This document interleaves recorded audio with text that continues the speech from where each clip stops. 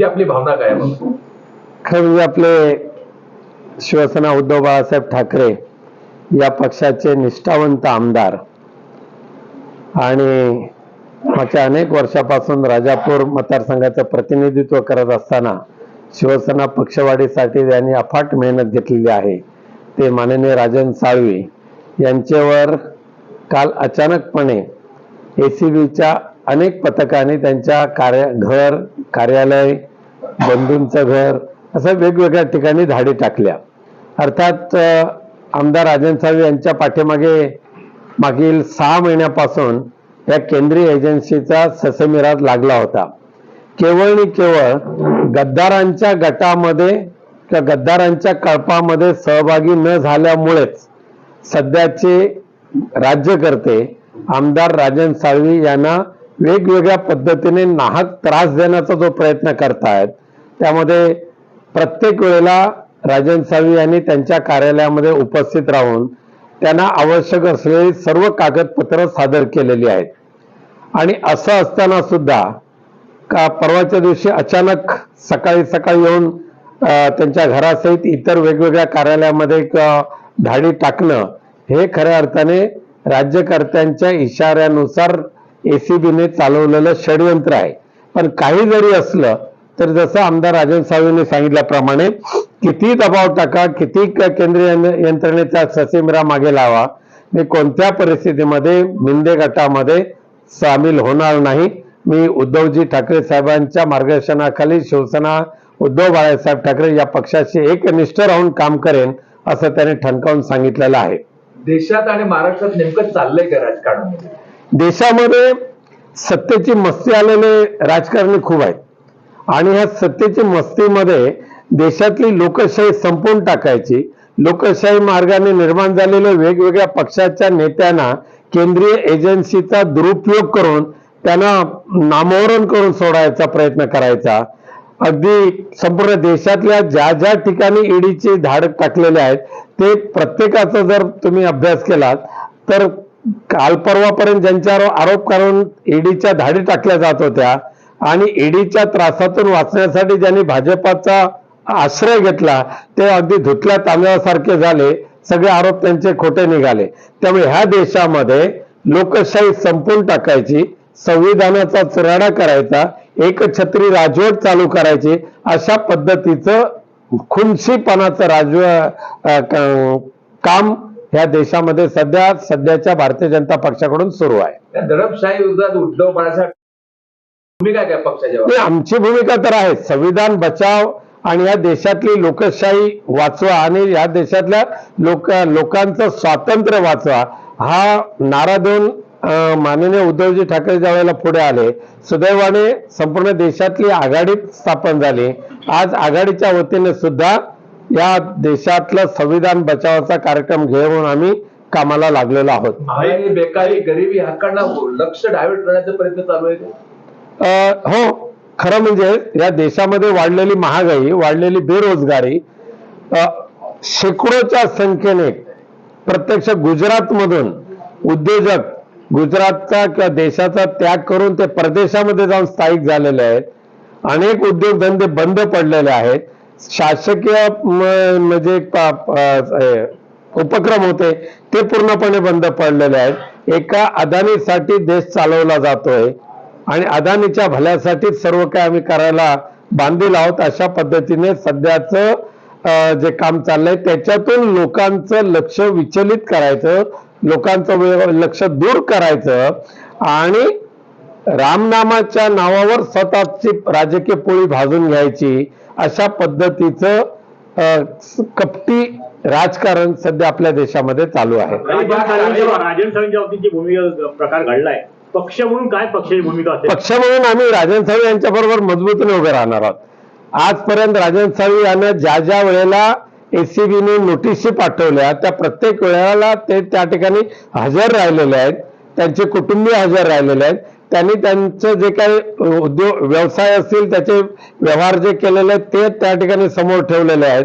एवढं सगळं सहकार्य करत असताना, एवढं सगळं तपासणी केली असताना पुन्हा एकदा अचानकपणे रेड टाकून त्यांची बदनामी करणं किंवा राजन साळवी यांच्यावर मानसिक दबाव वाढवणं, याच्यातून राजन साळवींच्या पाठीशी आम्ही सर्वजण जबरदस्त ताकदीने उभे आहोतच, कार्यकर्ते, लोकप्रतिनिधी आणि शिवसेना पक्षप्रमुख माननीय उद्धवजी ठाकरे साहेब सुद्धा. दोन आमदार आहेत इथे, एक भास्कर जाधव आहेत आणि राजन साळवी आहेत. राजन साळवींनाच काय एवढा त्रास दिला जातो? आता ह्या प्रत्येक राज्यकर्त्यांनी आपापले जे काही टार्गेट बनवलेलं आहे त्याच्यामध्ये राजन साळवी आहेत, त्याच्यामध्ये वैभव नाईक आहेत, यांना त्रास देण्याचं काम चालू केलेलं आहे त्यांनी. आता का दिलं जाते ते त्यांचं त्यांनाच माहिती. आता त्यांच्या भावाला मोठ्या बंधूला सुद्धा सोमवारी बोलवलेलं आहे, नोटीस दिलेली आहे, तुम्ही त्यांना घेऊन या चौकशी. आमदार राजन साळवी यांना, त्यांच्या कुटुंबियांना, त्यांच्या मोठ्या बंधूंना यापूर्वी सुद्धा अनेक वेळेला एसीबीने बोलवलेलं आहे. प्रत्येक वेळेला ते हजर राहिलेले आहेत, प्रत्येक वेळेला त्यांनी सहकार्य केलेलं आहे. संपूर्ण कागदपत्र ज्यांनी जेवढी मागितली ते त्या ठिकाणी त्यांनी दिलेले आहे. असं असताना सुद्धा केवळ आणि केवळ राजन साळवी मिंदे गटाच्या कळपामध्ये सहभागी होत नाहीत, म्हणून त्यांना सुरू केलेला हा त्रास आहे. याच्या मागे कोण आहे तुम्हाला वाटते? तुमचा इशारा नेमका कोणाकडे? याच्या पाठीमागे सध्याच्या म्हणजे गद्दारांची मूठ ज्यांनी आवडलेली आहे हे सगळे आहेत. रत्नागिरी सिंधुदुर्ग लोकसभा मध्ये जिंकणारा एकच असणार.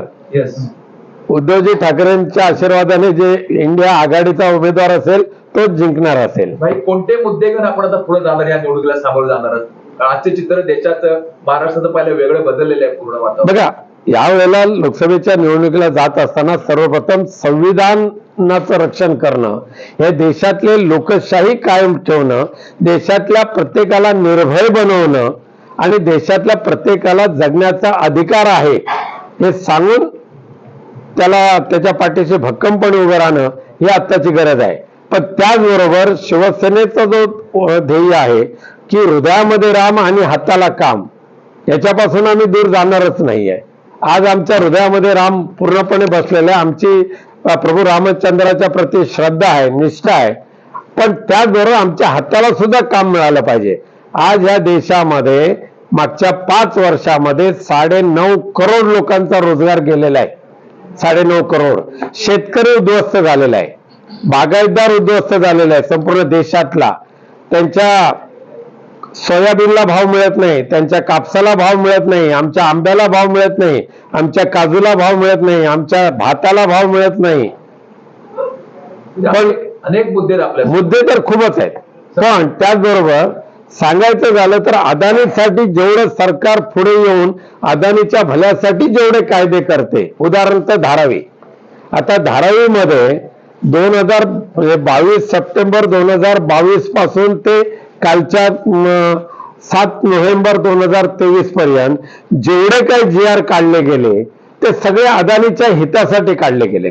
मग अदानीला मालमत्ता कर माफ, अदानीला GST माफ, अदानीला प्रीमियम माफ, अदानीला फंजिबल माफ, कोणतेही काही करायची गरज नाही. अदानीला स्टॅम्प ड्युटी माफ, अदानीला रजिस्ट्रेशन फी माफ, सगळं माफ, स्क्रुटिनी फी माफ.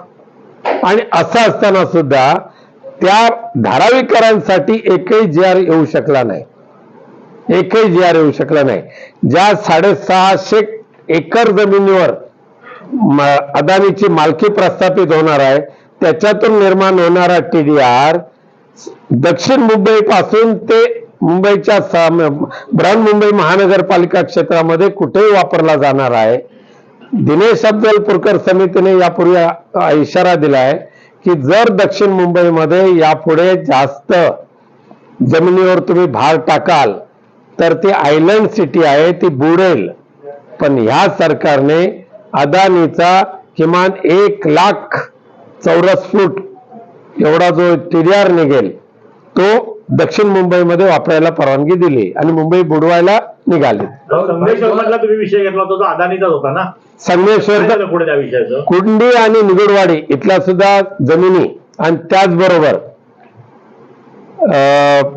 कुडाळ तालुक्यातील 2 गाव, पाडगाव धरण इथलं 1 गाव, ह्या सगळ्या जमिनी हडप करायचा जो प्रयत्न चाललेला आहे आम्ही सगळीकडे त्याच्यामध्ये लक्ष घालतोय. कुंडी आणि निगुडवाडीचं त्या दिवशी जे ह्याच विश्रामगृहामध्ये बसून पालकमंत्र्यांच्या उपस्थितीमध्ये कोकण आयुक्तांना मी तेच विचारत होतो की त्यांच्या संदर्भातली चौकशी पूर्ण कधी होणार. कोकण आयुक्तांनी 15 दिवसाची मुदत दिलेली आहे, आम्ही पाहू. भाई 2024 उजाडले, मुंबई गोवा मार्ग खरंच 24 होईल का अजून 25 उजाडणार?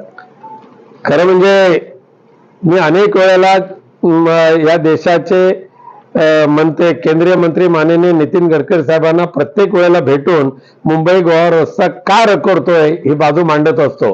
केवळ आणि केवळ सरकारने नेमलेल्या ठेकेदारांच्या म्हणजे निकृष्ट दर्जाच्या ठेकेदाराच्या बेपरवा म्हणजे बेफिकीर वृत्तीमुळे मुंबई गोवा राष्ट्रीय महामार्ग रखडतोय. आणि म्हणून मी सुरुवातीपासून माननीय गडकरी साहेबांना सांगत होतो की ज्या ठेकेदारांनी चांगली कामं केलेली आहेत त्या ठेकेदारांनाच हे काम द्या. IRB हा भले तुमचा किती जवळचा कॉन्ट्रॅक्टर असेल भारतीय जनता पक्षाचा, पण त्याचा हाकलून लावा, त्याला टर्मिनेट करा. त्याला टर्मिनेट केलं, पण जो दुसरा ठेकेदार नेमला तो त्याचा महाचोर होता.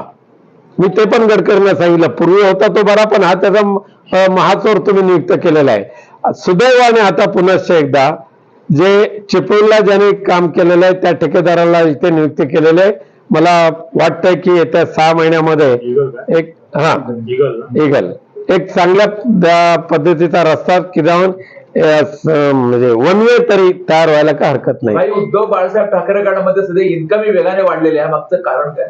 बाळासाहेबांची कृपा आहे, त्याचबरोबर उद्धवजी ठाकरेंचं एक जबरदस्त इच्छाशक्ती आहे आणि त्याच्यातून वाढत चाललेला आज शिवसेना उद्धव बाळासाहेब ठाकरे पक्ष आणि त्यांनी घेतलेली भूमिका याच्यावर प्रभावित होऊन आज आमच्या पक्षाकडे खूप मोठ्या प्रमाणात इन्कमिंग वाढतात. येत्या अजूनही पुढच्या 8-10 दिवस खूप मोठ्या प्रमाणात इन्कमिंग आहे. कोकण रेल्वेचं मर्जीकरण, मध्य रेल्वे काय नेमकी भूमिका आपली काय, त्यामागची भूमिका काय?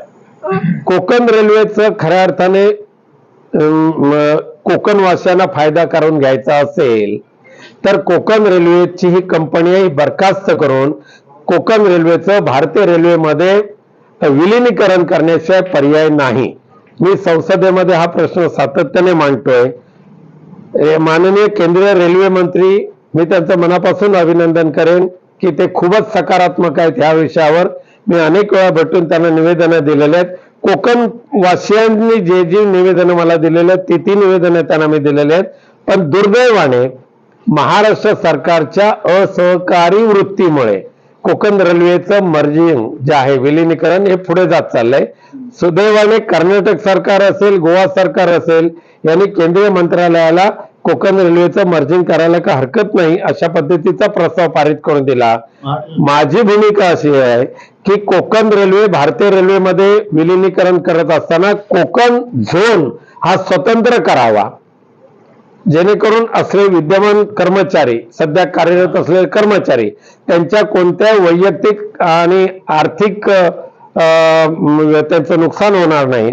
आणि केंद्रीय मंत्री महोदयांनी सुद्धा ते मान्य केलेलं आहे. पण महाराष्ट्र सरकारच्या असहकारी वृत्तीमुळे केंद्र सरकारला तशा पद्धतीचा ठराव ते पारित करून देत नाही तर लवकरात लवकर कोकण रेल्वेचं मर्जिंग विधानसभा अध्यक्ष त्या चौकटीच्या बाहेर जाऊन पोपटपंची करण्याचं काम ज्या पद्धतीने विधानसभेच्या अध्यक्षांनी केलं हे अत्यंत निंदनीय आहे. कारण विधानसभा अध्यक्ष या महाराष्ट्राची विधानसभा अध्यक्षपदाची थोर परंपरा आहे. ती परंपरा धुळीस मिळवण्याचं काम राहुल नार्वेकर यांनी केलेलं आहे. ते मगाशी रेल्वेचा विषय निघाला, ज्येष्ठ नागरिकांना अजूनही सवलत मिळत नाहीये, त्या संदर्भात काही आवाज कोणी उठवतच नाहीये. ज्येष्ठ नागरिकांना सवलत दिल्याची जाहीर गेल्या महिन्यातच रेल्वेने केली होती, पण मी त्याचा नक्कीच आता पाठपुरावा करून आपल्याला माहिती देईन. लोकसभेच्या जागा वाटप झालं, माहिती घेतो मी. लोकसभेची जागा वाटप नाही, लोकसभेच्या जागा वाटपाच्या बाबत एकदा बैठक झाली आघाडीची, दुसरी बैठक कदाचित 25 तारखेला होईल. पण जागा वाटप अत्यंत सामोपचाराने होईल. साधारण फेब्रुवारी 15 तारीखपर्यंत होऊन जाईल. शेवटचा प्रश्न, आपल्या मतदारसंघातला निधी, खासदार निधी सगळा खर्ची पडला काय? 100% पूर्ण कामं 100%. उलट माननीय उद्धवजी ठाकरे यांचे किमान 2 कोटी रुपये आम्ही आणलेले आहेत. त्याचबरोबर प्रियांका चतुर्वेदी यांच्या जवळजवळ 45 लाख आणलेले आहेत. माननीय सचिन अहिर यांनी सुद्धा जवळजवळ 30 लाख दिलेले आहेत. संजय राऊत साहेबांनी नाही म्हटलं तरी 45 लाख रुपये दिलेले आहेत. वेगवेगळ्या निधी आणण्याचा प्रयत्न चालू आहे. जिल्हा नियोजन स्कोप मिळाला तुम्हाला यावेळेस? आम्ही प्रस्ताव दिलेले आहेत, पण अद्याप माझ्या माहितीप्रमाणे दोन्ही जिल्ह्याच्या पालकमंत्री महोदयांनी स्कोपवर सही केलेली नाही असं आजच मला कळलं विमानामध्ये, कारण एक वरिष्ठ अधिकारी होते विमानामध्ये. किती मागणी केली तुम्ही का? मागणी आम्ही केली एक 8 ते 10 कोटी रुपयाची मागणी आम्ही केलेली आहे. अजून मंजुरी नाही काही काम? अद्यापही मंजुरी मिळाली, पण मिळेल अशी आशा पकडतो. ओके, धन्यवाद.